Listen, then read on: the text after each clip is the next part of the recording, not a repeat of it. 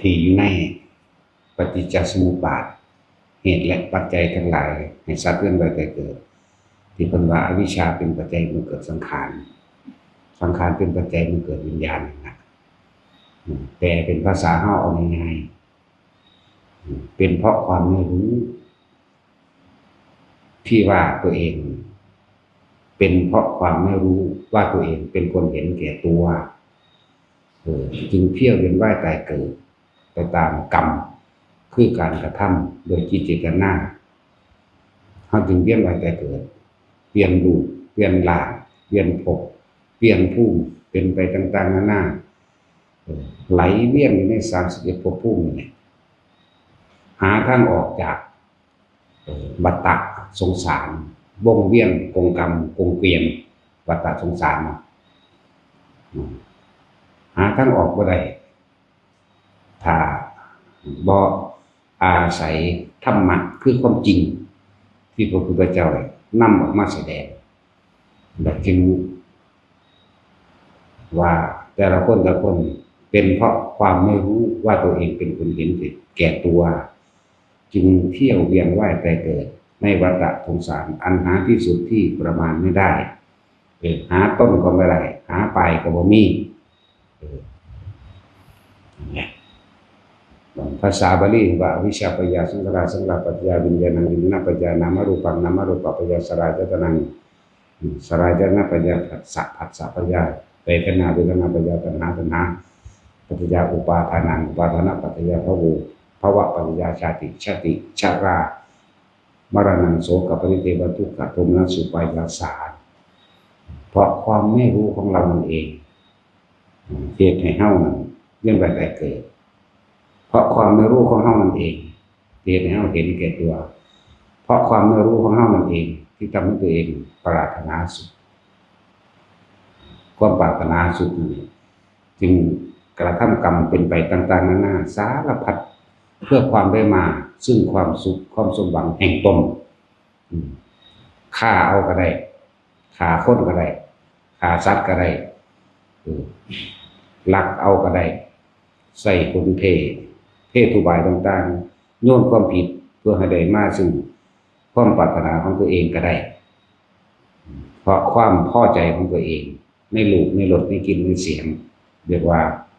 กามเมสุมิจฉาจาราเวรมณีนั่นแหละนั่นแหละทั้งว่าเห็นเพราะเฮาบ่รู้เฮาจึงกระทำตามใจของเองใจนี่คือมันจะได้ความสุขเฉพาะตนผู้อื่นจะเป็นอะไรก็ช่างนั่นแหละ สรุปเอาโดยไงเฮาทำผิดศีลห้าทั้งหมดเลยเพราะว่าเฮาบ่รู้จักว่าอะไรศีลห้าก็คือรากเหง้าข้อมูลทั้งหมดของศีลทั้งปวงพูดถึงศีลก็ดีศีลห้าก็ออกจากศีล10ก็ออกจากศีลห้า227ก็ออกจากศีลห้า311ก็ออกจากศีลห้าแม้กระทั่งว่ากฎหมายต่างๆก็ออกจากศีลห้าออกจากศีลธรรมคุณธรรมนี่เองไม่เป็นเครื่องปกครองประเทศไม่เป็นเครื่องป้องกันหรือเครื่องบังคับทำให้มนุษย์อยู่ร่วมกันได้ก็ออกจากศีลห้ากฎหมายยังก็แล้วแต่ก็ออกจากนี้นั่นแหละเป็นเพราะว่าเฮาบ่รู้เด้อถ้าบัดนี้เฮารู้แล้วถ้าเฮารู้แล้วเด้เฮาก็ต้องแก้ไขตัวเองแก้ไขความเห็นตัวเองแก้ไขปรับปรุงเปลี่ยนแปลงความคิดเห็นของเองแก้ตัวได้พิษได้ภัยเข้าใจบ่แก้ตัวได้พิษได้ภัยถ้าแก้ไขได้ทุกอย่างแม้กระทั่งพระนิพพานนั่นแหละบัดนี้ฮู้แล้วเป็นนางเฮาคือบ่มีความเพียรพยายามที่จะพาตนนำตนให้พ้นออกจากการเวียนว่ายตายเกิดให้พ้นออกจากความเห็นผิดที่เขามีมาก่อนทุกคนจึงว่าบำเพ็ญตนเองเรียกว่าบำเพ็ญบารมีบำเพ็ญบารมีแปลว่ากำลังใจ ตรงนี้สร้างกำลังใจจากมากจากน้อยไปหามากจนถึงที่สุดว่าเด็ดขาดได้ที่จะทิ้งทุกอย่างในความปรารถนาสุดตนเองทิ้งทุกอย่างในบาทขนาดนั้นแหละและจังว่าการสร้างบารมีอันดับต้นแรกเป็นถึงเอาท่านออกก่อนท่านเป็นการให้เห็นความเห็นแก่ตัวของเจ้าของเองนี่เห็นบ่ล่ะเฮาบ่รู้ว่าเฮาเกิดมาเพราะว่าความเห็นแก่ตัววันนี้เพิ่นเลยให้เอาท่านออกก่อนอันดับหนึ่งก็อาหารเครื่องนุ่งห่มที่อยู่อาศัยตลอดทั้งยารักษาคนที่ปวดรักษาโรคนี่ทางบ่จากบ้านมันคือเพราะว่าโรคมันรักษาบ่หายที่จะตายนำกันเลยเนาะแต่ว่าบรรเทาความเจ็บปวดคือสั้นแหละตลอดทั้งเครื่องอุปกรณ์ต่างๆในเครื่องอาศัยความสะดวกสบายสร้างความสะดวกสบายให้ท่านความรู้ท่านอาชีพอย่างต่างๆบอกอาชีพกับบุคคลผู้อื่นอันเป็นอาชีพสุจริตเพิ่นจึงเอาท่านขึ้นก่อนให้เฮาเห็นความยึดมั่นถือมั่นให้เฮาเห็นความเห็นแก่ตัวของเฮาให้เฮาเห็นความอยากของเฮาเองเด้ว่าเฮาสิตัดใจออกจากท่านจริงบ่นั่นแหละคนทุกมื้อนี่จึงท่านเพิ่มทุกข์เข้าใจว่าล่ะหวังผลในท่านมีจิตผูกพันในผลแห่งท่านท่านเรายังมีความเห็นแก่ตัวเอาของน้อยไปแลกของมากเห็นบ่ล่ะเอาใส่ซองมา100เอาคิดเบิ่งเด้อแต่ละคนเด้อเอาตามความเป็นจริงในประสบการณ์ของโลกใส่ซองมา100ยกจบใส่หัวขอตะบุตะพือสาธุเด้อผู้ขาผมทุกคนงานให้เถิดติดหนี้ติดสินหลายแท้ๆจักให้ถูกลอตเตอรี่แจ็คพอตปุ่นเด้เบาได้รางวัลที่1 6 ล้านเอาแมง180 ล้านธรรมดาเนาะนั่นแล้วท่านเพิ่มทุกก็เก่าเด้งทุกคณะนั้นทุกคณะที่ขอที่หวังนั่นแหละความเห็นแก่ตัวเข้าใจว่าล่ะนั่นแหละคือความเห็นแก่ตัวที่ตัวเองก็บ่รู้มันว่าแม่นแค่นั้นเด้นี่ปรารถนาความร่ำรวยเป็นอันดับหนึ่งเนาะน้องมันก็เป็นบริวารมันมาความสมหวังต่างๆนานาสารพัด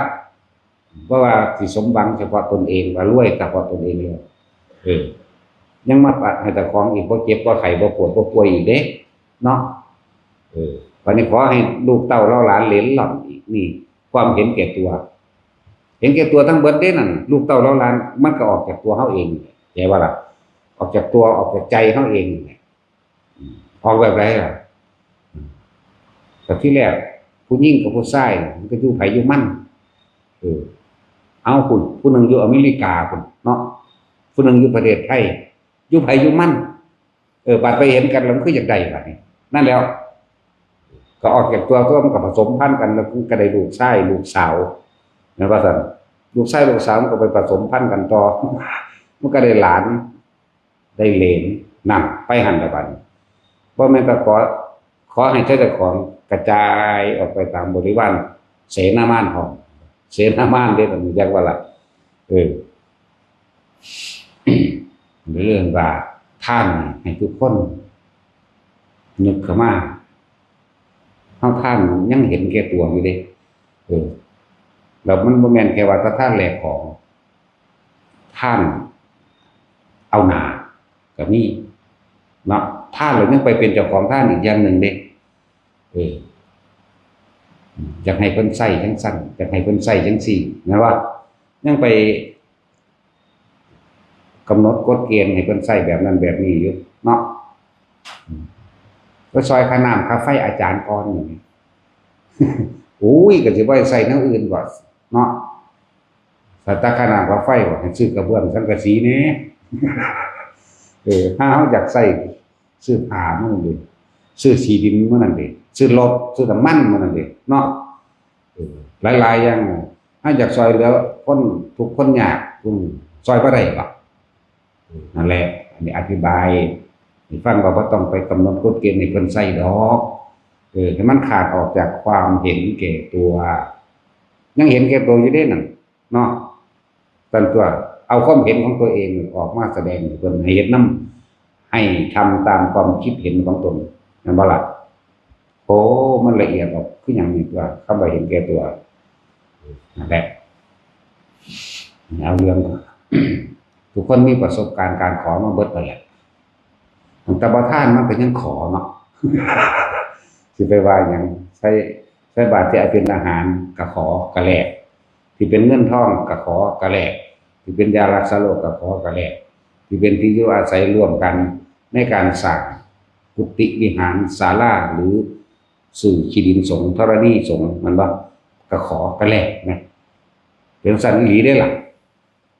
มันกะขอกะแลกแล้ววันนี้เห็นศาลผู้ตายทั้งใดยังแลนไปขอเอาซื่อๆบ่ได้ผ่าน เนาะว่าล่ะ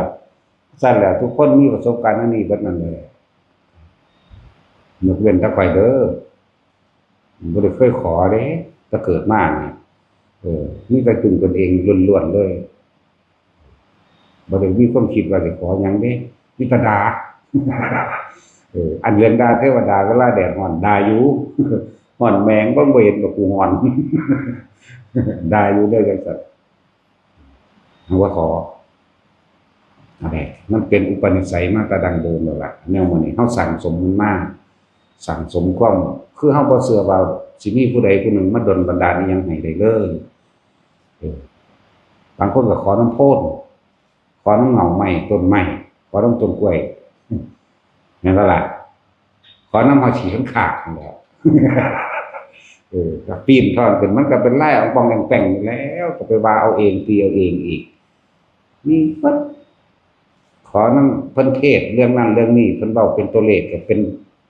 ไปตีเป็นเลขเป็นหยังไปขอไปเลยได้บัดเนาะโหบ่ธรรมดาเด้การขอต่างๆขอน้ำพระนี่แต่เพิ่นจะเอาใส่มาให้ยังถ้าจะให้มาสร้างให้ก็บอกเลขที่หลังสิมาสร้างให้พุ่นน่ะเอาถ้ากูฮู้กูก็ซื้อเอาเองตัวกูสิไปบอกมึงเฮ็ดหยังเนาะกูก็ย้านผู้อื่นได้หลายกว่ากู แต่แม่กิ่งบอกมาโลด6ตัวบางคนก็3ตัวถือเลขที่มือมาสร้างให้ดอกว่าซั่นบัดเอ้ยเบิ่งดูความเห็นแก่ตัวมันยังสิมาเอานำเฮามาสร้างให้เฮากันนะนั่นแหละเยอะแยะเด้อหลายคนก็เคยเป็นพร้อมนะและให้ทุกคนหันเข้ามาเบิ่งความรู้สึกนึกคิดของเจ้าของที่เคยผ่านมาโอ้ยบุญแม่นจังซั่นจังซี่อีหลีถ้ายอมรับผิดแล้วแก้ไขตัวเนาะแก้ไขตนเองแก้ไขจึงจะได้ทุกอย่างเด้อแม้กระทั่งพระนิพพานถูกแก้ตัวได้พิษได้ภัยเข้าใจบ่ได้พิษภัยต่อไปในภัยภาคหน้าแต่แก้ไขได้ทุกอย่างแม้กระทั่งพระนิพพานเขายังมาแก้เอาธรรมะพุทธเจ้านั่นแหละมาแก้ไขตนเองผิดก็ยอมรับก็ปรับปรุงตนเองก่อนนั่นแหละ คือว่านั่นแหละเพราะว่าเฮาเกิดมานี่เพราะความไม่รู้ว่าตัวเองเห็นแก่ตัวนั่นแหละอวิชชาปัญญาสังขารปัญญาวิญญาณังก็เลยวิญญาณปัญญานามรูปังนั่นแหละเพราะว่าเฮาบ่รู้ที่เฮาเกิดมาแล้วมีความคิดเห็นเป็นไปต่างๆนานาทางบุญมั่งทางบ่แม่นบุญมั่งเป็นความเข้าใจผิดคิดว่าก็ไหลลงเข้าสู่อารมณ์ความรู้สึกนั่นแหละวิญญาณังวิญญาณปัจจยานามรูปังจึงเกิดนามเวทนาสัญญาสังขารขึ้นวิญญาณก็เกิดรูปขึ้นไปต่อไปเพราะความปรารถนานั่นแหละบ่ซั่นจึงเป็นนามกับรูป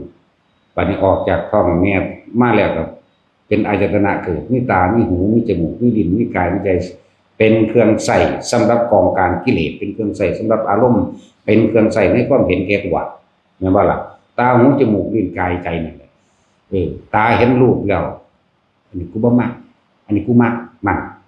หูได้ยินแล้วโอ้กูสั่งเด้โอ้ยอันนี้ม่วนเด้แน่ตาหูลิ้นกายใจเห็นมั้ยอาจจะนั้นมันเป็นเหตุเป็นปัจจัยเกิดผัสสะเห็นปั๊บสั่งปั๊บเห็นปั๊บมักปั๊บนั่นผัสสะจากรูปรสกลิ่นเสียงสัมผัสทางกายก็ไหลลงในความยินดีในความพอใจกับบ่พอใจนั่นเด้บัดนั่นแหละพระเจ้าเป็นปัจจัยเวทนาบ่ครับเวทนาก็พอใจมั่งไม่พอใจมั่งแล้วเฉยๆมั่งก็เฉยๆอยากหายากอยู่เลยเนาะมันเป็นเวทนาซะ ถ้ามันพอใจเด้มันก็ไปทั้งตัวบ่พอใจเอาไว้ก่อนหรือมันก็เกิดจากความพอใจนั่นแหละเฮาจังดิ้นรนขวนขวายในขณะที่ดิ้นรนขวนขวายบ่เป็นไปตามใจที่ตัวเองวางแผนไว้บ่พอใจก็เกิดขึ้นในคนผู้เดียวนี่แหละเอามักผู้สาวผู้เดียวนี่ล่ะไปจีบมื้อนั้นเว้าดีๆก็พอใจเมื่อเว้าบ่ดีก็บ่พอใจเด้โอ้สั่งกูแล้วเนาะนี่แต่ก็เพราะว่าความพอใจนั่นเด้เนาะแล้วถึงสั่นแล้วที่สิซื่อๆเฉยๆเนี่ยโอ้ยยากยากอุเบกขานั่นแหละเป็นปัญหาบ่ล่ะความอยากก็บ่ความอยากก็เป็นความยึดอุปทานถือว่าโดยละเอียดได้จักหน่อยบ่มันละเอียดปานกลางปัญหา3เนี่ยเป็นเหตุเป็นปัจจัยให้เข้าสู่กามตัณหามั่งภวตัณหามั่งวิภวตัณหามั่งในความอยากนั่นยังมีทั้งความพอใจและบ่พอใจเอาแปลเอาง่ายๆนี่โลดหรือว่าต้องไปวายจังซั่นโดยแล้วแต่เป็นเหตุปัจจัยเข้าสู่ภพตัวนั้นจึงเรียกว่ากามตัณหากามตัณหานี่หยังก็ตามมันสมมุติว่ามันตายนี่มนุษย์กับกามตัณหาเทวดากับกามตัณหาเห็นบ่สั่นก็อันนี้ไปเกิดในภพใดก็ช่างยังเกี่ยวข้องอยู่กับความอยากแต่ว่าละภพสั่นมันเกี่ยวข้องกับความอยากคือเก่านะความอยากเป็นเหตุเป็นปัจจัยเกิดความยึดความยึดเป็นเหตุเป็นปัจจัยเกิดความอยากนี่ก็อนุโลมปฏิโลมจังบ่เดินหน้าถอยหลังสัมพันธ์กันเป็นหนึ่งเดียวกันยึดก็คืออุปทาน4เห็นบ่นี่อีหยังก่อนหมู่เอาทิฏฐุปาทานมันยึดแล้วเอาความเห็นแต่ความเป็นใหญ่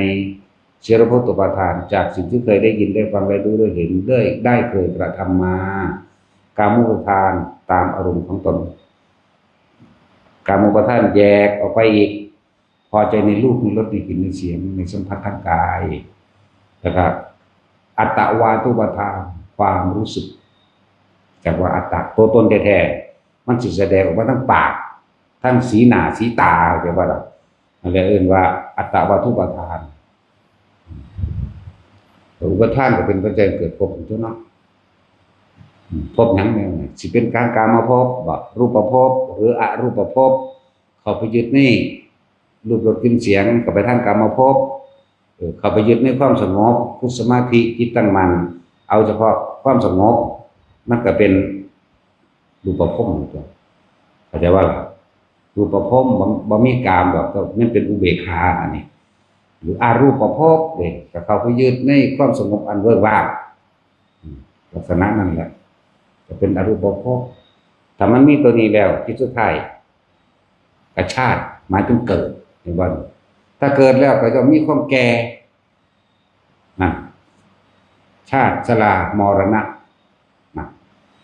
โศกปริเพราะมันบ่จากตายมันก็โศกเศร้าเด้แต่มันโศกเศร้าก่อนที่ตายไปเด้ใช่ว่าล่ะ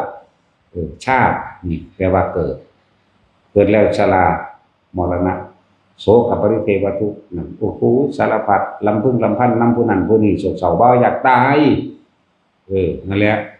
ปฏิจจสมุปบาท12อย่างหรือปฏิจจการ12นั่นแหละเหตุปัจจโยทุกอย่างมันมีจากเหตุที่เขาบ่รู้นั่นเองนั่นแหละ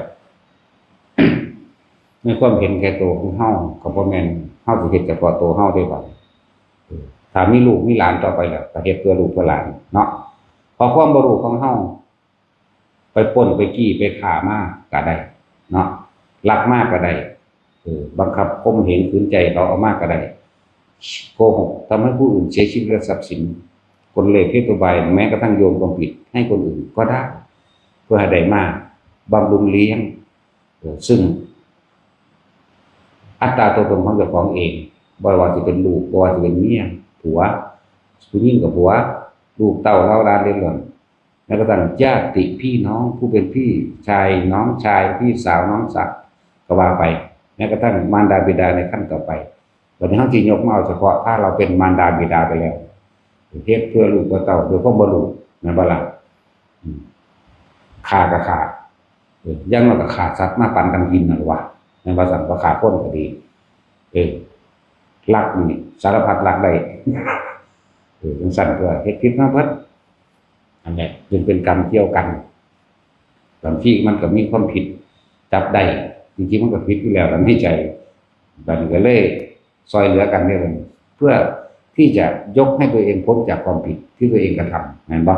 ได้เกิดความสมรู้ร่วมคิดกันระหว่างพ่อแม่ลูกญาติพี่น้องพ่อแม่ลูกญาติพี่น้องต่างๆสมรู้ร่วมคิดกันนั่นแหละกรรมมันเลยเกี่ยวกันเรียกว่าหลักนี่แหละคำว่าเรามีกรรมเป็นเผ่าพันธุ์เรามีกรรมเป็นทายาทเผ่าพันธุ์ด้วยกันกระทำร่วมกันด้วยจิตเจตนาสมรู้ร่วมคิดซึ่งกันและกันเมื่อสมรู้คิดกันกรรมมันตกแล้วมันสำเร็จแล้วเป็นทายาทก็คือสิ่งที่ตัวเองทำไว้นั่นแหละเฮาต้องเป็นผู้รับมันเองเด้บ่แม่นพอเฮ็ดไว้ลูกรับดอกเข้าใจบ่นี่บ่แม่นแบบนั้นแต่สิ่งที่ตัวเองทำเอาไว้นั่นแหละนั่นแหละก็ต้องได้รับผลของกรรมนั่นสืบไปแต่ว่าล่ะนั่นแหละปัญหาถ้าเฮาระลึกนึกถึงบางตอนที่พ่อแม่เฮาหาเลี้ยงพวกเฮาเขาจะก็ไปขามากกว่านี้ไปลักมากกว่านี้คนจี้มากกว่านี้เพื่อเลี้ยงลูกเลี้ยงหลานเนาะเลี้ยงลูกเต้าเล่าหลานสารพัดและจุนเจือญาติพี่น้องต่อไปฆ่าก็ได้ลักก็ได้เป็นไงลักษณะนั้นข่มเหงขืนใจผู้อื่นเอามากก็ได้โกหกทำให้เขาเสียชีวิตทรัพย์สินเพื่อให้ได้มาบำรุงเลี้ยงในครอบครัวของตนก็ได้เมาผู้อื่นเพื่อให้เกิดความหลงผิดเห็นคอยไปกับตนยกสมบัติให้ตนก็มีเด้เรียกว่าสุราเมรยะนั่นแหละม่อมเราเอาม่อมยาวก็มีเด้ว่าล่ะคือเฮาเห็นอยู่นี่แหละจังซั่นว่ามันไปกินเหล้าเมายาเลี้ยงเขาเพื่อให้ได้มาซึ่งประโยชน์ตนก็มีว่าซั่นคือเขาจัดงานเลี้ยงกันจังซั่นจังซี่ก็เพื่อสิให้เขาเฮ็ดประโยชน์ให้นั่นแหละก็มีแหละคือว่าสุราเมรยมัจจะผิดมาทั้งหมดเลยกับที่พูดถึงในเรื่องของคำว่าแต่ก่อนเราไม่รู้แต่ก่อนเฮาบ่ฮู้หรือว่าเฮาเป็นคนเห็นแก่ตัวแล้วเฮาก็บ่ฮู้มันก็เฮาเอาตัวเองนี่เป็นพ่อเป็นแม่มาแล้วเฮาก็เห็นแก่ตัวเพื่อที่จะนำมาเลี้ยงซึ่งลูกอันบ่บัดนี้ตอนนี้เฮาเป็นพ่อเป็นแม่แล้วเฮามาคิดถึงพ่อแม่เฮาก็แบบนี้แหละบางอย่างก็ผิดพลาดไปแล้วอันนี้สิเว้าในแง่ของความกตัญญูสำหรับบุคคลผู้ต้องการทดแทนบุญคุณมารดาบิดาเด้อเพิ่นก็มีความรักความปรารถนาหวังดีกับลูกนี่เพิ่นถึงเฮ็ดแบบนั้นมาเหมือนกันแต่ว่าของบางอย่างมันก็ผิดพลาดไปแล้วพ่อแม่เฮาอาจจะตกในนรกมกใหม่อาจจะเป็นเปรตอาจจะเป็นเดรัจฉานเนาะอาจจะแต่ผู้เพิ่นเป็นเทวดาอินพรหมไปก็ดีแต่สำหรับบุคคลผู้อยากตอบบุญแทนคุณของมารดาบิดาเลยว่าเฮาบ่อาจสามารถสิไปแก้ไขต้นเหตุมันได้ต้นเหตุมันคือกรรมคือการกระทำของตนเองแต่ว่าโดยเจตนาหลายอะไรอย่างเพิ่นก็หวังให้ได้มาเพื่อเลี้ยงลูกเลี้ยงหลานแต่ว่าล่ะผิดพลาดไปแล้วอาจจะตกนรกไปแล้วสิคนที่ต้องการจะตอบบุญแทนคุณมารดาบิดาก็15ค่ำเดือน7มีแค่ปีละครั้ง15ค่ำเดือน7เป็นวันจุติจิตของพระเจ้าเป็นพุทธาธิษฐานไว้เด้มันธรรมดาเด้เป็นพุทธบารมีเป็นพุทธาธิษฐานกุลบุตรทั้งหลายผู้มีชีวิตสืบไปในภายภาคหน้าถ้าว่าปรารถนาที่จะแทนบุญมารดาและบิดานั้นให้ทำบุญดังพระโมคคัลลาและสารีบุตรเถิดนี่แม้ว่าในการครั้งต่อไปเราตถาคตเข้าสู่อนุปาทิเสสนิพพานไปแล้วบ่มีกายสังขารเป็นผู้นำแต่ว่าพิธีการต่างๆที่โมคคัลลาสารีบุตรอันเป็นพระพี่ใหญ่พี่ชายของพวกเธอทั้งหลายจะพากระทำนี่อะไรจังว่าเฮาก็ได้แบบแนวอย่างมากจังสั่นแบบแนวตัวอย่างเฮาจึงกระทำมากและภาษาลิบุตรเป็นผู้ถามในการต่อไปข้างหน้านะกุลบุตรทั้งหลายที่ปรารถนาจะต้องแทนบุญของมารดาบิดาจักได้เหมือนจักได้ดุจดังว่าเหมือนพระพุทธองค์ยังทรงพระชนชีพอยู่หรือไม่พระเจ้าข่าวเป็นเช่นนั้นนั่นแหละจังหวะที่พาเหตุมาเลยแต่ละคน บาดนี้บ่แม่นแค่เฮาได้เฮ็ดให้กับพ่อแม่ในชาตินี้เด้7ชั่วโคตรอย่าลืมด้วยบางคนพ่อแม่สละชีวิตตนเองให้ลูกเข้าใจบ่ว่ามันธรรมดาเลย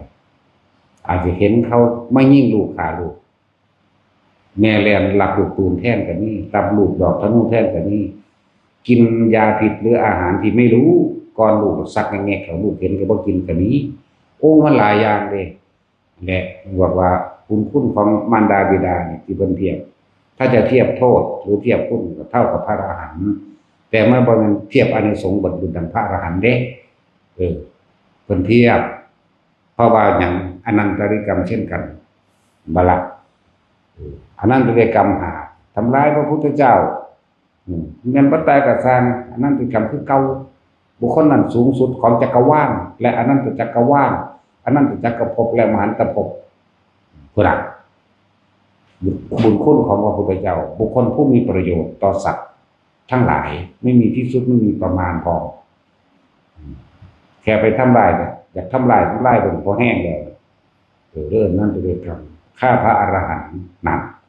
ฆ่ามารดาฆ่าบิดาสังฆเพศเป็นทรงแตกแยกกันนี่หายากสั้นแหละคนเรียนจนถึงเทียบพุ่นว่าเทียบพุ่นและเทียบโทษว่าถ้าฆ่าพ่อฆ่าแม่พอกันเลยล่ะกับทำลายพระเจ้าพอกันเลยล่ะกับฆ่าพระอรหันต์แต่ว่าล่ะสั้นแล้วบุญขนาดนั้นวันนี้บุญคุณของมารดาบิดาหาประมาณไม่ได้อีกเด้นั่นแหละสำหรับลูกหาประมาณบ่ได้คือกันเด้นั่นเจ้าจะเกิดชาติใดก็ชาติไปพบกันผู้นึงเป็นฝรั่งน้อยๆก็ชาติเฮาใหญ่เฒ่าแล้วมันจะมีความรู้สึกผูกพันแบบเป็นพ่อเป็นแม่กันโลดดอกมันนั่งลูกอยู่ในแห่งในใจในความรู้สึกเป็นมีความเคารพนับถือเป็นเห็นซื่อๆกันรู้สึกยิ้มใจปลื้มใจหรือมีความเคารพนั่นเองที่เป็นลักษณะนั้นนะว่ากุลบุตรทั้งหลายผู้ต้องการตอบบุญแทนคุณของมารดาบิดาให้หาอาหารตลอดทั้งปัจจัยสี่นั่นแหละทั้งหลายแล้วนั้นทำบุญกับคณะหมู่สงฆ์ที่ปวารณาคำว่าปวารณาแปลว่าหมู่สงฆ์ที่มารวมกันในวันขึ้น15 ค่ำเดือน 7หมู่สงฆ์ที่เข้ามารวมกันนั่นเองแล้วอุทิศไปให้แด่มารดาบิดาเถิดจะพ้นได้ทั้ง7ชั่วโคตรนี่แหละพูดถึงบุญคุณก็มา7ชั่วโคตรคือนำไปที่ชาตินั่นแหละ7ชาติทั้งสิ้นนะชาตินี้ซึ่งว่าตายแล้วถ้าเพิ่นขึ้นสวรรค์ไปก็แล้วไปแต่ว่าผู้ตกนรกอยู่ขึ้นมาแทนได้เข้าใจว่านี่เพิ่นสงเคราะห์ผู้ที่ตกต่ำได้นี่จังว่าเรียกว่าเป็นพุทธาธิฐานเด้มันบ่แม่นเรื่องธรรมดาเลยคำว่าพุทธาธิฐานแต่พุทธบารมีก็ยังว่าทั่วไปจังว่าแต่ว่าเป็นพุทธาธิฐานจังว่าพุทธเจ้าเอกนามกิงพูดจึงใดเป็นสิ่งนั้นคิดจึงใดเป็นสิ่งนั้นจักว่าพระเจ้าเกิดหนึ่ง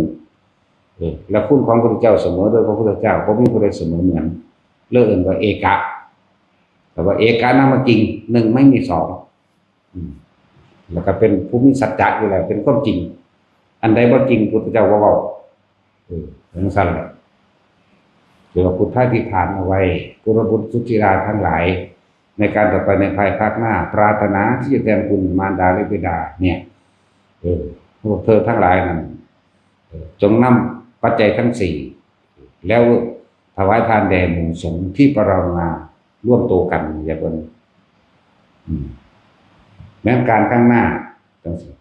แล้วเราตถาคตไม่มีชีวิตอยู่ก็จงทำเถิดบุญกุศลนั้นจักได้เสมอกันแม้ครั้งที่เราตถาคตจะมีชีวิตอยู่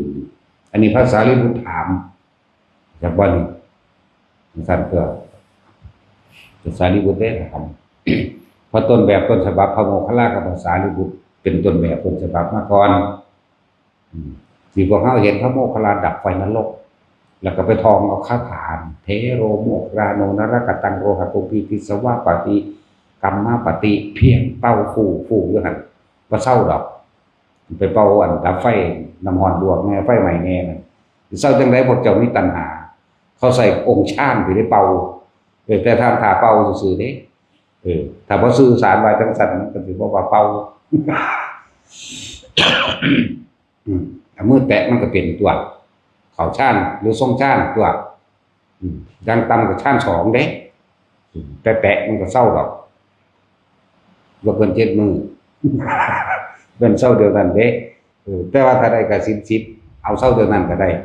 แต่บ่ล่ะมันยังมีวิธีในนั้นเลยไปถามผู้เพิ่นเฮ็ดเป็นเฮาเฮ็ดบ่เป็นไปถามพระพุทธเจ้าเด้อห้วยก็ตายแล้วไปถามบ่ลงมาแมงแล้วไปถามได้ปานนั้นแล้วเนาะเพิ่นอยู่นิพพานเว้ยแม่นบ่ล่ะคือนางสุปิยาไปถวายเนื้อน่องตัวเองมีแช่งนั่นน่ะปาดมีแช่งต้มให้พระภิกษุองค์นั้นภิกษุองค์นั้นป่วยพระพุทธเจ้าอาหารหยังน้อหรือว่ายาหยังน้อจังสิเศร้าปาดมีแช่งด้วยของต้มตัวมื้อนั้นเป็นวันพระเพิ่นบ่ได้ขาเนื้อขาทรัพย์ได้หาซื้อเนื้อบ่ได้ปาดกับของเด้อนางสุปิยาเนาะจักสิเนาะก็ไปแต่ว่ามันก็ขับซื่อๆเลยมันบ่ได้รู้จักหยังเลยราคามันก็เลยครับโลดดับถ้าเฮาบ่ผิดก็ขับนำเฮาบ่ถูกก็ขับนำก็ดีแล้วล่ะบ่ต้องฉลาดดอกขับโลดนะพระเจ้ามางานเพิ่นบัดเนาะสุปิยาไปทางใดคือบ่มาก็บอกว่าบ่สบายบอกคนใส่บอกว่าบ่สบายจังซี่สิเพิ่นฮู้แล้วมาครั้งหนึ่งมาครั้งสองก็บอกให้ออกมาเพราะว่าเพิ่นเป็นคนที่มีศรัทธามากนี่เพิ่นพวกศรัทธานุสารีนี่พระเจ้าเทศน์ก็บรรลุโสดาบันพร้อมเนื้อน่องก็ขึ้นมาคือเก่าอันนั้นพระพุทธเจ้าอย่างว่าล่ะเฮามันถนัดด่าคนพุทธเจ้ามันบ่ม่วนเด้ถ้าบ่ได้รู้ภาษาจริงแต่เดี๋ยวเฮามาเทียบภาษาเฮากูมึงคักๆนี่เด้สิบอกไงเด้อบัดนี้เฮามาว่าจังซี่มันก็เลยคนละยุคกันใส่มันถึงยุคในภาษาสู้เจ้าตนกูคักๆนี่แล้วกูสิถือว่ามึงนั่นแหละเป็นสรณะของกูสิพึ่งมึงเด้อเด้คนเว้ากับพระพุทธเจ้าตะกี้จักบ่กูนี่ล่ะเอามึงเป็นที่พึ่งอย่าว่าล่ะจังซี่ก็เคยได้ยินบ่กูบ่เอาไผอีกนอกจากมึงนี่จังซั่นตัวพระพุทธเจ้าเพิ่นก็เว้าเพิ่นเว้าม่วนจังซั่นก็เอาธรรมเด้อเป็นที่พึ่งของสูงแน่บุญกับบาปสูเฮ็ดมาอันใดหลายกว่ากันมันก็เว้าจังซี่นั่นแหละพวกเฮาอาจจะบ่เคยได้ยินหรือไดบ่แม่นดอกปานว่าเพิ่นเห็นเนาะแต่ว่าบ่แม่นก็เลยแม่นว่าว่าแม่นดักแบบเดาเอาเด้นั่นว้ายบ่เห็นบ่เว้าเด้มันสั่นตัว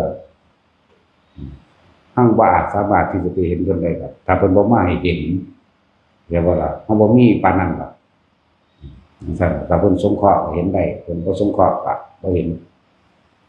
นอกเรื่องอีกแล้วจังว่าเขาก็เถียงถามว่านิพพานแล้วไม่ปรากฏเอาอยู่แล้วเนาะบอกตาบอดมันสั่นเลยสุขเด้อลูกพี่ไปลูกพี่นั่นเด้ออ้าวใส่ดนตรีให้เด้ออีเวนต์มันไปใส่ระบบค่ากันเลยเนี่ยเลยปรารถนาสิแทนคุณมารดาและบิดาได้เจ็บเจ้าโพดกับในมือนั้นนะถ้าสิทำตามเก่าคนนั้นแหละคือว่าคนที่เริ่มต้นตั้งใจมาแล้วที่สำคัญห้ามแลกของเด็ดขาดเข้าใจว่าทุกคนที่ฟังทั้งอยู่บ้านทั้งอยู่ต่อหน้าต่อตาเดี๋ยวนี้ห้ามแลกของห้ามปรารถนาสิ่งใดๆทั้งสิ้นบ่ต้องมีความปรารถนาใดเลยตั้งใจไว้ว่ามื้อนี้ว่ากูจะมาทำทานทำบุญทำทานอันนี้หวังอุทิศให้แก่มารดาบิดาเฉพาะตั้งไว้แนวนี้เลยบ่ต้องว่าเพื่อนั่นเพื่อนี่บ่ต้องไปแลกให้อายุยืนนี่ก็แลกของกันจักบ่ล่ะ1,000 ปีแงกกินข้าวตั้งสายยางก็สิเอาอยู่บ่เนาะก็สิอย่างยืนอีหยังก็ดอกบ่ได้มองเห็นความทุกข์ในการเกิดนั่นจังซั่นล่ะตั้งใจไว้ในใจเงินมาบ่ได้ก็โอนเงินแหละถ้าโอนทองได้ก็โอนจักบ่ล่ะเอาเบิด จะว่าล่ะจังซั่นก็ตั้งใจไว้มันเป็นเครื่องแทนปัจจัย4จักว่าล่ะมันเลยฮอด4มันตัวนั่นล่ะว่าถ้าอาหารจาระโซมที่ย่อใส่รถมันก็เป็นไปได้เครื่องอำนวยความสะดวกทานอันเป็นที่ว่าสิ่งอันเป็นที่รักของตนสิ่งอันที่มีค่าแก่ตนบางรู้มันสิเห็นแก่ตนอยู่บ่ท่านออกมากเลยแต่ยังปรารถนายังแลกของนั่นแหละความเห็นแก่ตัวใช่ว่าล่ะฉะนั้นอย่าแลกอย่าไปหวังผลให้ท่านว่าเขาให้ได้นั่นเป็นหนี้เบิดสินแต่ก็จะไปหาว่าตั้งใจเลยผู้มาบ่ได้อยู่เมืองนอกนั่นแหละเอาเงินตาตั้งประเทศนะเฮาสั่นด้วยตั้งใจไว้ขอผลทานบุญกุศลกรรมดีที่ข้าพเจ้ากระทำนี้จงถึงแด่มารดาบิดาของข้าพเจ้าขอมารดาบิดาข้าพเจ้ารับแล้วจงมีความสุขเถิดสาธุจบแค่นี้ใจว่าล่ะแค่นี้เด้อพระมาผู้มาสิมันสิมีอย่างหลายอย่างกว่าผู้มาได้เห็นกับตาล่ะมันสิมีอย่างหลายอย่างกว่าอยู่ดอกมันเคยเห็นกับตากับหูเฮาได้ยินกับหูเฮาแหละต่างอยู่ว่าอานิสงส์ต่างอยู่ตอนได้ฟังเทศน์ได้เห็นสดๆเวลามาเห็นพระสงฆ์ของเจ้าหลายๆนี่มันเกิดความปลื้มปิติขึ้นเด้น้ำตาไหลก็มีให้ไปก็มีเด้คนลุกคนพองสยองก้าวซื่ออื่นตื่นตันเข้ามาจุกอกเข้ามาอึะขึ้นมาบ่ได้มันเป็นแบบบางคนก็เกิดคนลุกทั้งงอนนี่นะเหมือนกับบุตรดังว่ามารดาบิดามาลูบผมลูบหัวแย่ว่าล่ะเอาในพระธรรมบทมีเด้ภาษาดิบุตรแย่ว่าล่ะแม่เพิ่นซาดนั่นแหละที่ว่าได้กินมูดกินคูดกินขี้มูกน้ำลายกินสมองหมากินยังว่าไปทั่วทีบพอได้รับส่วนบุญของลูกก็มาลูบหน้าลูกก็ลูบหัวลูกก็แม่เว้ยมันสิเป็นอีหยังลูกพระอรหันต์ก็หันตัวกับลูกเขาเนาะจังซั่นยังมาลูบน้ำงอนนี่ลูบไหล่ลูบแขนเด้คนมันเจ็บปวดทุกข์ทรมานมานานธรรมดามันได้พ้นขึ้นมาเกิดไปเป็นนางฟ้าผู้สวยผู้งามลูกตอนกระเฒ่าได้บาดนี่แม่นอยู่ลูกน่ะกระเฒ่าแล้วเราบ่จะไปทั้งเกศ10แล้วก็ทอดกันเลยที่อุทิศให้แม่นั่นน่ะซั่นเด้อมาลูกเอ้ยขอบคุณหลายๆเด้อกันนั่นลูกน้ำไหลน้ำตะกอดแต่ว่าเป็นนางฟ้าเป็นสิ่งพวกเฮาบ่เห็นเพิ่นสัมผัสข้างบนอยู่ดอกพวกเฮาก็มีสัมผัสได้คือกันในมือจังสั่นแต่ใส่บาตรก็คนลุกจวดเด้อสิบอกให้แต่ใส่บาตรก็ยืบหน้าเป็นนิดตัวนี้โตแต่เลี้ยวเห็นภาพเพิ่นก็มันจะให้บ่แห้งแล้วล่ะเอาบ่ก็บ่แม่นโอ้ยหล่อคนมาสิตัวคนมาเด้นะผมบ่ได้เว้าไผเสือเด้เว้าให้ฟังซื่อเนาะตัวมาเจ้าพวกเจ้าจักรู้จักพวกก็มาพิสูจน์เอาตัวเนาะจังตัวพิสูจน์เอาตัวจะรู้จักด้วยตนเองเฮ้ยบ่แม่นดอกบ้ากูไปเบิ่งกันหน้าตัวเนาะมันเป็นดอกบัดนั่นแหละมันหายากคือสาเหตุเมื่อถวายพวกสุดใส่ตามถนนหนทางเข้าไปเต้นตลาดตะลี่มันก็ไปสั่งของเขาไว้พวกขายของอยู่ตลาดจัดโต๊ะจัดตังจัดเตียงยัดยังตั้งของไว้ก็ได้ตัวจังหรือพวกสิมาใส่อยู่หน้าวัดก็มาเด้อพุ่นละเอาตามคนสุดใจเฮาก็ลงหั่นแหละจากในศาลาหลังนี้ออกไปสุดใจเฮาก็ลงหั่นพระร่วมตัวกันไปลอยนั่นล่ะนั่นแล้วในภิกษุได้สิ่งต่างๆที่ต้องการรวมก็มาเฮ็ดคือกันนี่เด้จังซั่นแหละคือกันก็มาภิกษุที่มาในทิศทั้ง10ทิศใดแนวไปแล้วทิศศีลทิศศีลทิศโกหมดนี่แหละทิศยังอีกหลายอยู่ชื่ออะไรมันสึกว่าหลายก็มีทิศน้อยก็คือแหละเลยอยากมากก็มากแต่มันจะผู้ที่มาเนี่ยได้เปรียบตรงเลยได้สัมผัสความรู้สึกอันปลื้มปิติตื่นตันใจเกิดความปิติปราโมทย์เบิกบานในหัวใจทุกแน่นหน้าอกขึ้นมาบ่แม่นแบบตายเด้แน่นแบบภูมิใจนี่ แม่นแบบภูมิใจปลื้มใจจุกข้อเข้ามามันต้องเป็นดอกนั่นแหละจะได้รับสัมผัสอย่างหนึ่งแต่กับว่าแม่นแค่ว่านั่นแหละหมู่เทพเทวดาอินพรหมทั้งหลายเขามารวมสมมุติหน้ายินดีเหมือนกันมารวมรับเทวดาใหม่อย่างว่าเรานั่นแหละเป็นโอกาสเดียวเด้อปีหนึ่งมีครั้งเดียวแต่ได้ทั้ง7 คน7ชั่วโคตรปีหนึ่งมีครั้งเดียวเรียกว่าเป็นพุทธาธิษฐานของพระพุทธเจ้าอธิษฐานไว้พระพุทธเจ้าไม่หาพระองค์ให้ภัทรกัปป์นี่เกิดมือเดียวกันตรัสรู้ตัวปรินิพพานมือเดียวกันแต่ว่าลักษณะนั้น มันเป็นพุทธาธิษฐานเอาไว้พุทธบารมีก็อย่างหนึ่งเด้พุทธาธิษฐานก็อย่างหนึ่งเด้กุลบุตรสุธิดาทั้งหลายผู้หวังปรารถนาจะแทนคุณมารดาบิดาผู้ของตันยูจงทำตามเถิดจริงเพิ่นเบามวนก็นี่กับในหนังสือนึงแต่เฮาจะเว้าหวนๆเนาะมันสละสลวยเกินไป พอมวนคืออยากตอกย้ำแต่ละคนพ่อแม่เฮาบางศาสตร์รัดลูกปืนแทนรัดลูกดอกธนูแทนบางที่งาใหม่พกใหม่หักใส่แลมรัดแทนสุกสมัยซุมื้อนี้ถึงกับว่าสุกลูกออกจากรถแลมมาส้นตะของถูกส้นตายเองจังซี่มันบ่ธรรมดาเด้เฮาอาจสิจำบ่ได้จักว่าล่ะแต่ละศาสตร์7 ศาสตร์7ชั่วโคตรผู้ที่ตกนรกผู้ที่เป็นเปรตต้องสิขึ้นเบิดผู้เป็นเทวดาหยุดไปก่อนจักว่า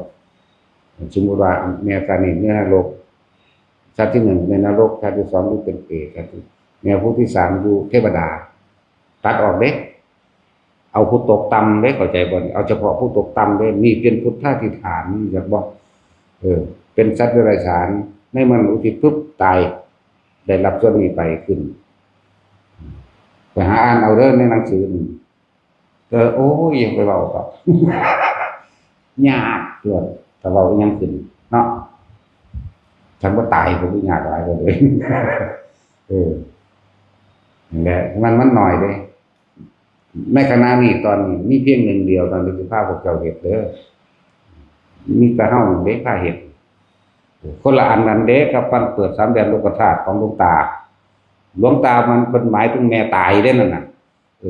อีแม่ใหญ่แพงตายเด้นั่นน่ะของแรกเลยตัวแม่กูคือกันเนาะ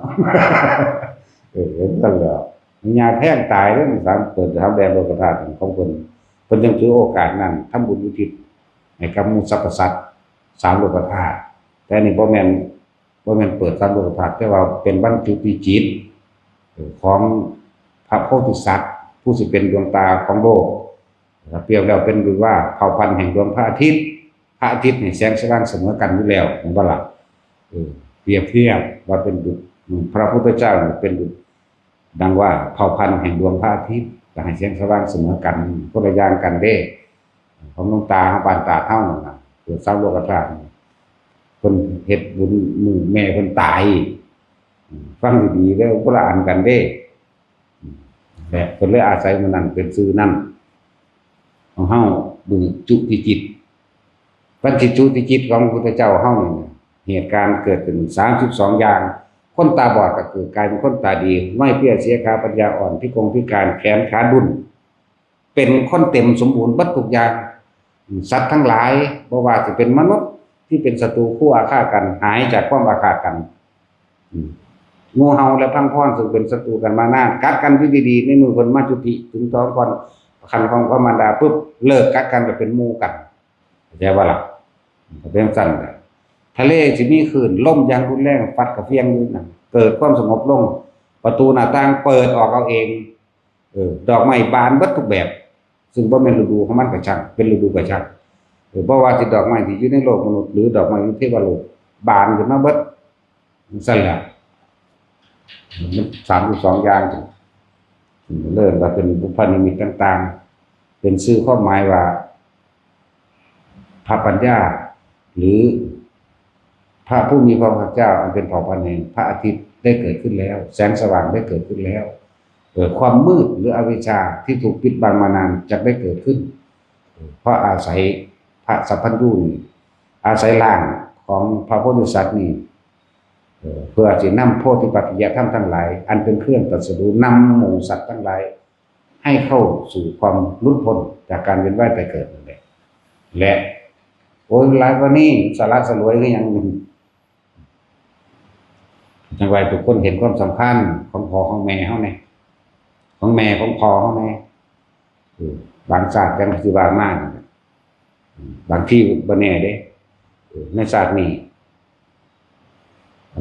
คนตายไปแล้ว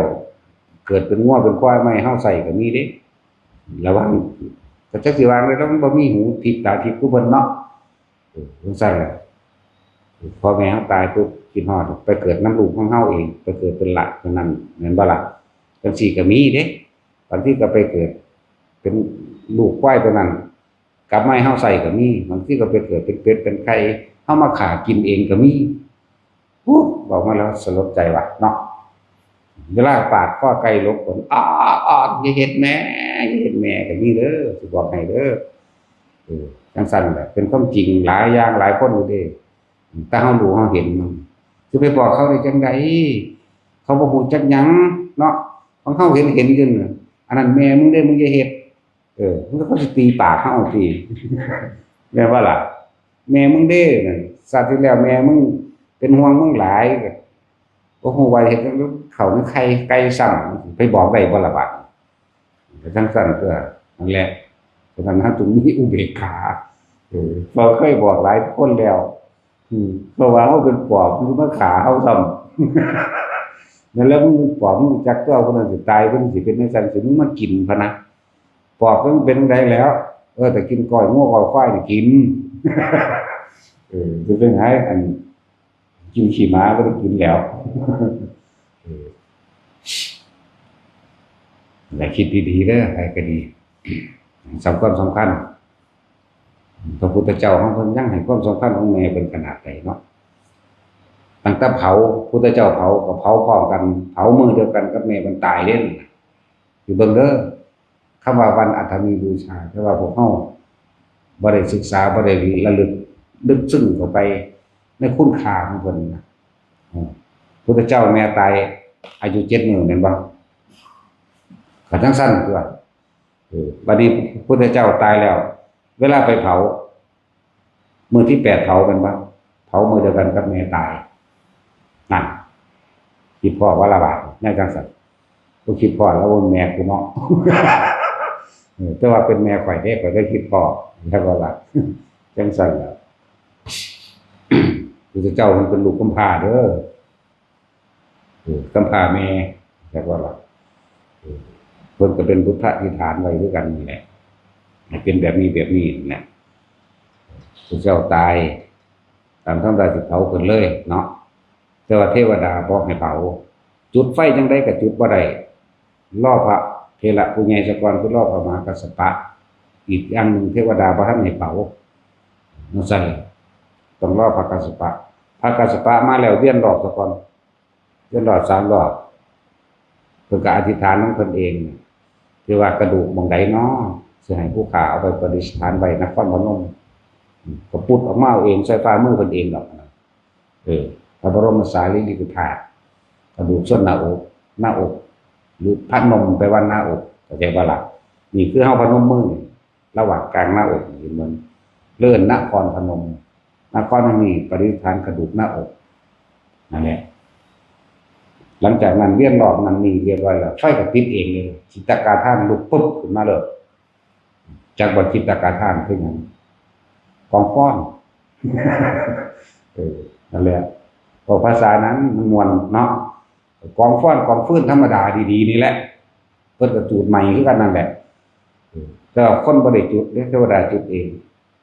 นั่นแหละการทำศพของเพิ่นใส่ผ้าขาวสะอาด500 ผืนบ่ได้1,000นั่นแหละแต่คือได้เวลาขนาดพันไว้เบิดก็พอพระกัสสปะมาเขาไปสู่จิตเบื้องพระบาทปีนปลุดออกมาเลยเด้ต้องกราบแล้วต้องอธิษฐานแล้วกระดูกส่วนหน้าอกยังพุ่งออกมาจังซี่เข้าไปคือเก่าเด้พอถ้าเข้าไปแล้วคุณก็ทำมาสังเวชเกิดขึ้นไฟก็ลุกปุ๊บนั่นล่ะจังว่าพ ผามือเดียวกันกับแม่เพิ่นตายจักว่าชื่อหยังใดบ่ผู้คนกันเลยเนาะท้องของเรียกว่า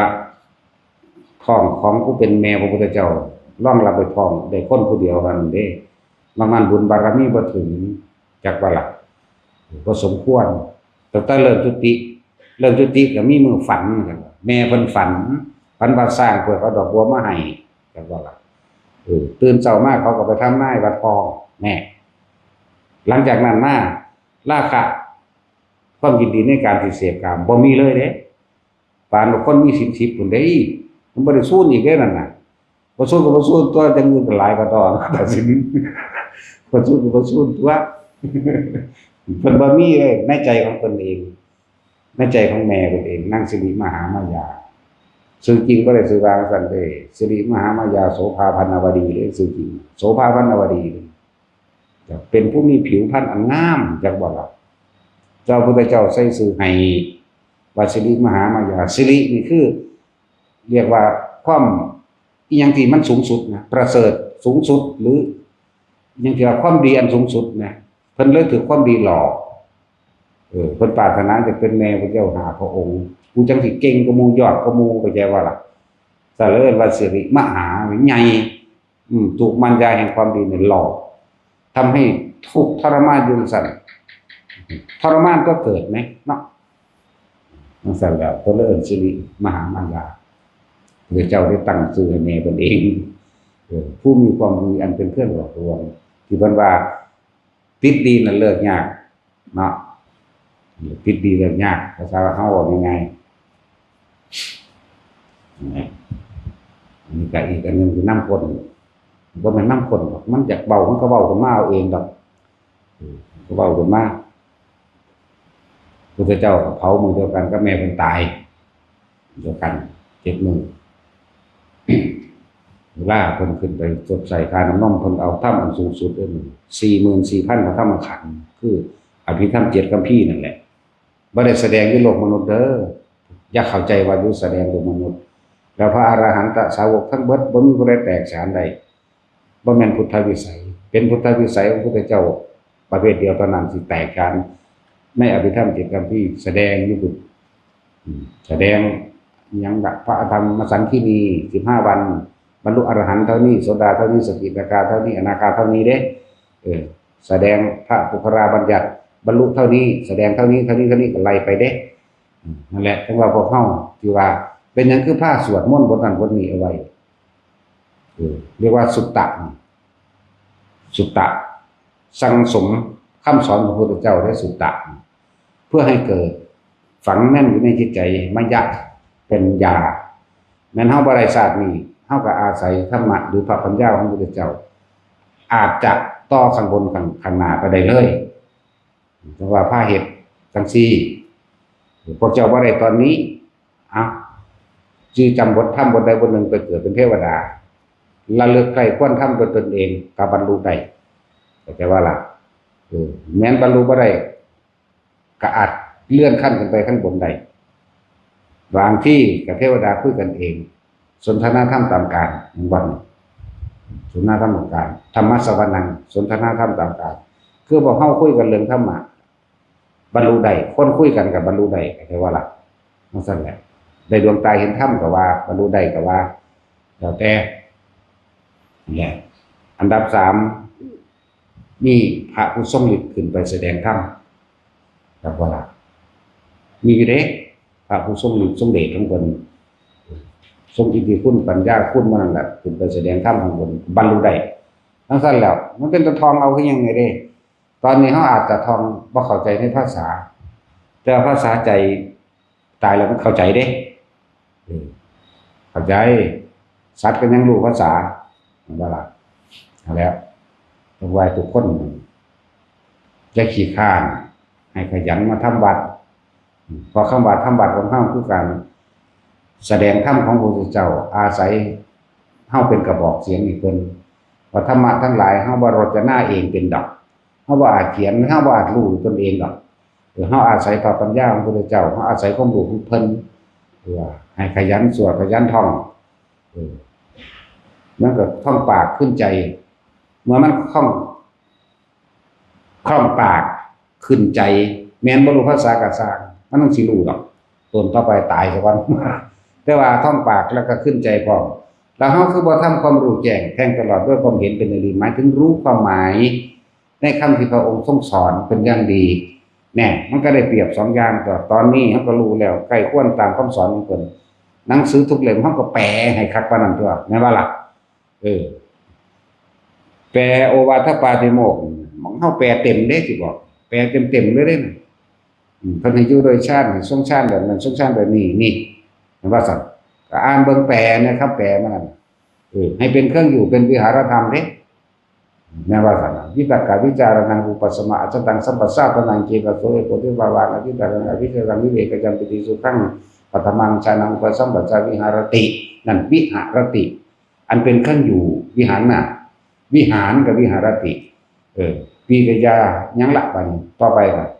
บางองค์ก็อยู่ในชั้นที่1บางองค์ก็อยู่ในที่2บางองค์ที่3บางองค์ก็ที่4เพิ่นสอนส่วนมากก็แค่4 1ดอกจักบ่ล่ะอันพวกนั้นคือพวกเขาเจ้าได้มาแต่เก่าก่อนดอกพวกอรูปชาตินั้นใดใช้วิธีนึกเอาก็ได้พูนอากาศบ่มีหม่องสุดจักสิสุดบังใดพวกเจ้าหาหม่องสุดของอากาศดูนั่นแหละก็เป็นอรูปชาติเองภาษาบาลีว่าอากาสานัญจายตนะอันที่2วิญญาณัญจายตนะความรู้สึกนี้ก็หาที่สุดไม่ได้ก็เว้าไปที่โอ้ที่เว้าไปหยังดอกว่า เพราะกำกานั่นแหละไปเลยเนาะในไปหยังเลยถ้าตัวมันจริงน่ะ อันตัวมันจริงก็ขับรับเอานั่นตัวแต่ของบ่รู้จริงๆขับรถอันตัวนั้นจะขับเร็วหลาย มันจะทรงจำคล่องปากขึ้นใจต่อมาเฮามีคำแปลนี่แทงตลอดด้วยความเห็นหมายถึงรู้ความหมายสรุปความหมายสรุปความเห็นลงใดเป็นผู้มีความเห็นตรงจริงตามประสบการณ์จริงของชีวิตตนลงตนบอกมานี่คือเบิดมันว่าซั่นแปลเอาตัวในหนังสือนี่เอาคือจังบทอนัตตลักษณสูตรมีอีหยังบ่เสื่อมสลายมีหยังบ่ตายมีหยังบ่ดับอนัตตานั่นเองมันบ่ล่ะจักขุสมิงตินิพินทติเวทนายะปินิพินทติแม่ว่าซั่นก็แปลเอาตัวนี่อันนี้ก็ดับอันนี้ก็ดับอันนี้ก็ดับตาหูจมูกลิ้นกายใจหรือสิว่าท่านก็เข้าใจดีก็เอาในอธิตตปริยายสูตรว่าเป็นของร้อนตานี่เป็นของร้อนเพราะหยังร้อนเพราะไฟคือราคะร้อนเพราะโทสะร้อนเพราะโมหะบ่ซั่นนั่นตัวเดี๋ยวราคะกินาโทสะกินาโมหะกินาแม่ว่าซั่นแล้วก็พากันแปลเอานี่มันสำคัญแล้วล่ะบ่ต้องเรียนรู้มากก็ได้ดอกธรรมจักรปวัตนสูตรก็บ่ต้องไปแปลเอาฮอดอันปุมมานังเทวนังสัตตังสวาจาตุมหาราชิกาเทวาสัทธามนุษย์สาเวตุงวหันตวาไปก็ได้อันนี้เพิ่นรจนาแต่งต่อซื่อๆเด้แต่ว่าก็เป็นจริงดังนั้นเป็นจริงอยู่แต่ว่าหมายถึงพระอรหันตสาวกหรือพระพุทธเจ้าอาจจะเปรยๆให้เสียงการแสดงธรรมแห่งเราตถาคตดังขึ้นไปสู่อากาศเทวดาทั้งหลายมีจาตุมมหาราชิกาเป็นต้นเมื่อพวกเทวดาสัญจาตุมได้ฟังแล้วก็ส่วงสองสาธุการเสียงดังกระหึ่มขึ้นไปสู่ดาวดึงส์เสียงดังกระหึ่มขึ้นไปสู่ยามาดังขึ้นไปสู่ดุสิตดิมมาปรานิมดังขึ้นไปสู่พรหมโลกถึง16สั่นนั่นแหละบ่ถ้าว่าดังขึ้นไปถึงอรูปภพก็ดังแต่ว่าเขาบ่มีหูอรูปภพมันบ่มีหูหรอกพวกนั้นมันสึงลึงอยู่ซื่อๆดอกอรูปภพอายุมันยืน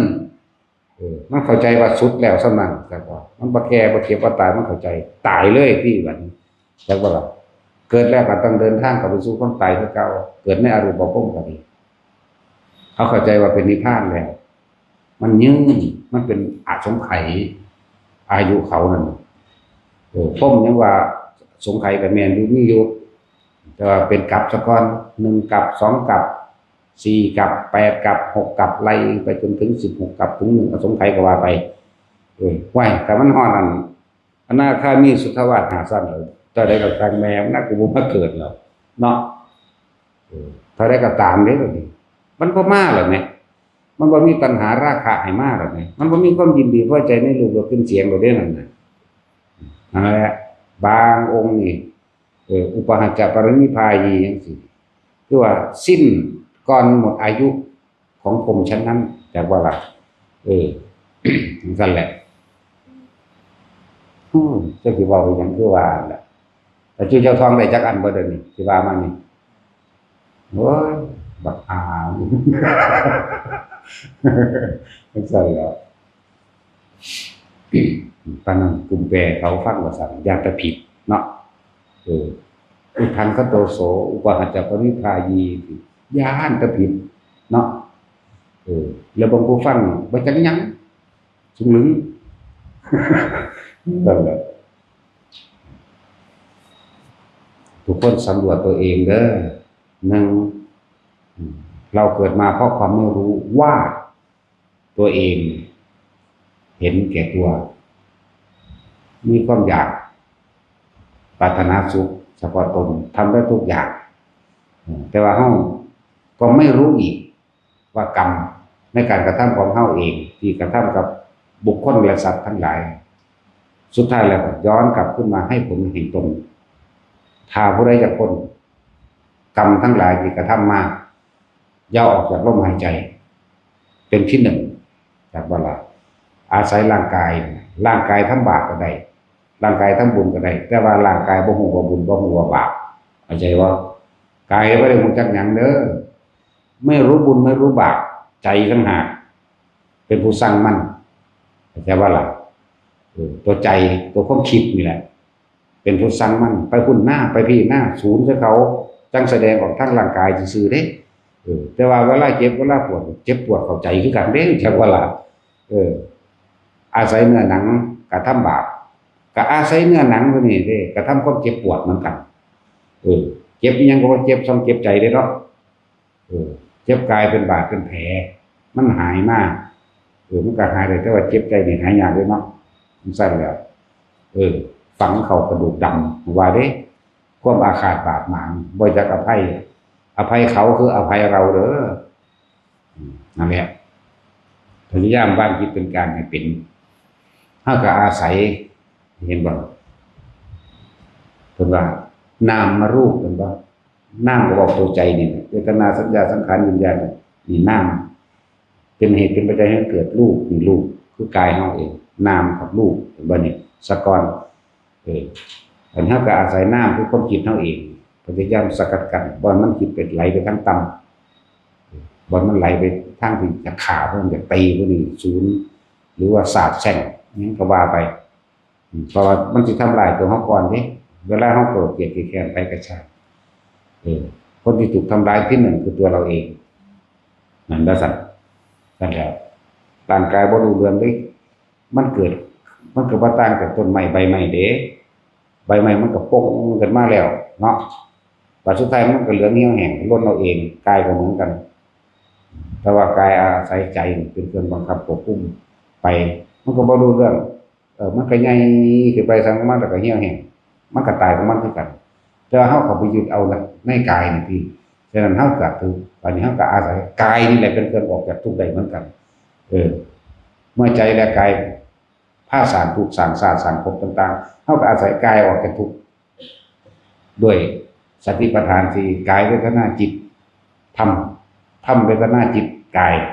อาศัยลมหายใจเป็นเครื่องลื่นเป็นเครื่องละเข้าใจบ่โลกสอนให้จำนะว่าโลกสอนให้จำจดจำผู้นั้นเฮ็ดใส่กูผู้นี้ใส่กูจำว่ากูจะได้นั่นกูอยากเป็นนี่ดิ้นรนคนขวายเนาะแต่ว่าธรรมสอนให้ลืมเด้จักว่าลืมอดีตลืมสัญญาเวทยิตะนิโรธสัญญาคือความจำได้หมายรู้เบิดทุกอย่างนั่นแหละรูปรสกลิ่นเสียงสัมผัสอารมณ์ความรู้สึกสัญญาเรื่องใดสิดับได้ก็จะคิดติก็เลยต้องอาศัยลมหายใจเป็นเครื่องหลอกเป็นกุศโลบายหลอกบ่ให้คิดถึงสิ่งนั้นสิ่งนี้บุคคลนั้นบุคคลนี้บ่ให้คิดถึงเรื่องเก่าๆนั่นแหละผู้ใดอยากพ้นจากกรรมเก่าได้บ่ต้องไปผู้ใดไปแก้กรรมให้เฮาดอกแก้บ่ได้เฮาต่างหากต้องแก้เองแก้โดยบ่แก้โดยบ่คิดก็คือกลับมาลมหายใจก่อนนั่นแหละถ้าจะลืมเรื่องเก่าๆถ้าจะแก้กรรมเก่า ใช่ป่ะล่ะกลับมาลมหายใจมันก็แก้เองมันก็ลืมของเองใช่ป่ะล่ะมันลืมเองดอกนั่นแหละเป็นวิธีที่เฮาพ้นออกจากความเวียนว่ายตายเกิดได้